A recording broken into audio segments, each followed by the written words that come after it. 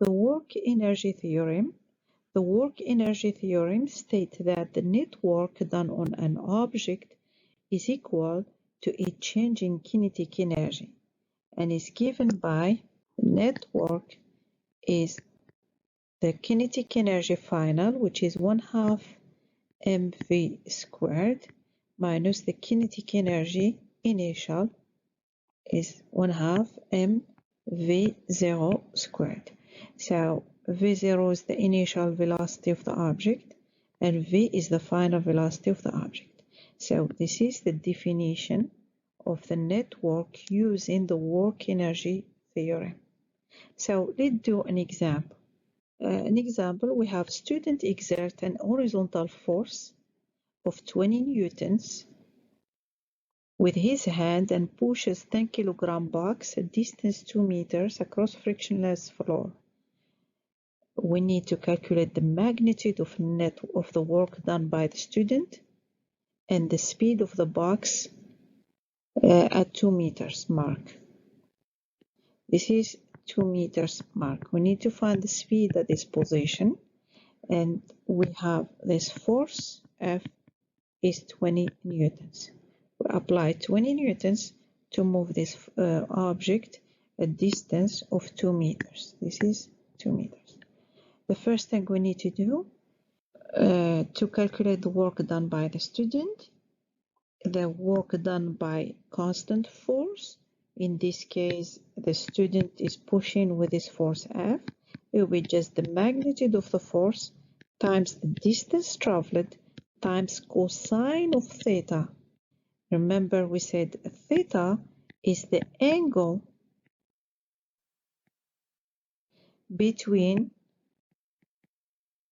the two vectors F and the direction of motion, which is displacement.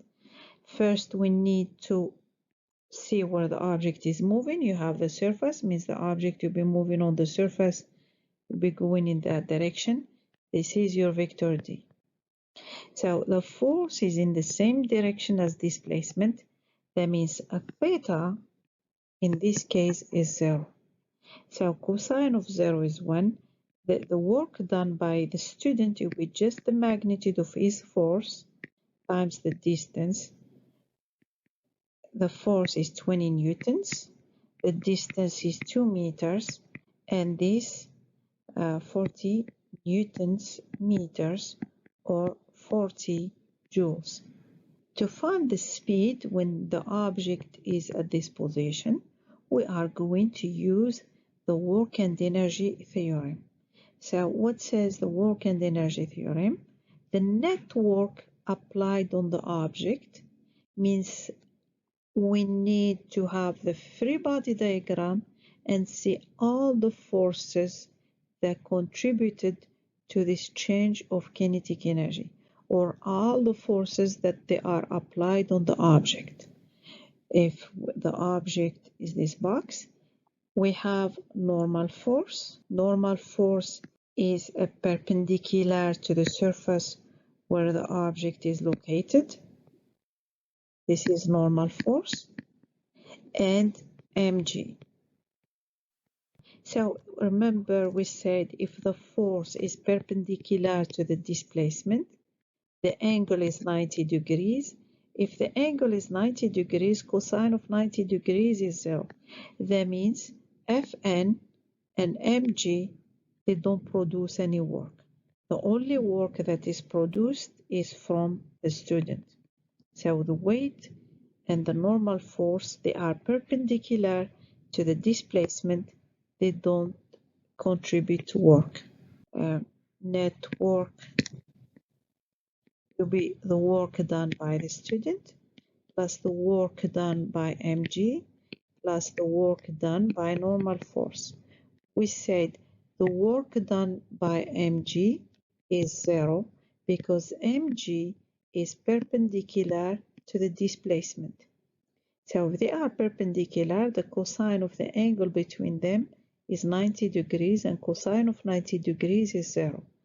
The same thing for the work done by normal force. The normal force is perpendicular to the displacement. Remember, all the time normal force doesn't produce no work. All the time is perpendicular to the direction of motion of the object. But mg sometimes is not. When we have inclined plane, mg will produce a work. But when we have flat plane and the object is moving on that horizontal plane, the work will be zero. So for normal force, all the time is perpendicular to the displacement, produce no work. In this case, the work done by normal force is zero, and the work done by mg is zero. We have the net work. It will be just the work done by the student. In this case, is the change on kinetic energy of the box, which is 1/2 mv squared minus 1/2 mv0 squared. V0 is 0 because the object started from rest. If they state that the object started with initial speed, then we will have initial velocity. The work done by the force F equals to 1/2 mv squared. Now v squared, if I multiply by 2 and divide by the mass, I cancel m over 2, and the v squared will be 2 over m times the work done by the student. Okay, so the work done by student, we said 40 joules, we times 40 joules, 2 times 40 joules, divide by the mass, which is 10 kilograms. So the speed, if we replace this, will be square root of 8, it will be 2.83 meters per second. Remember, joules is the meter squared per second squared times kilograms, and we cancel kilograms with kilograms downstairs. The square root of meter squared per second squared, we just meter per second. Thank you.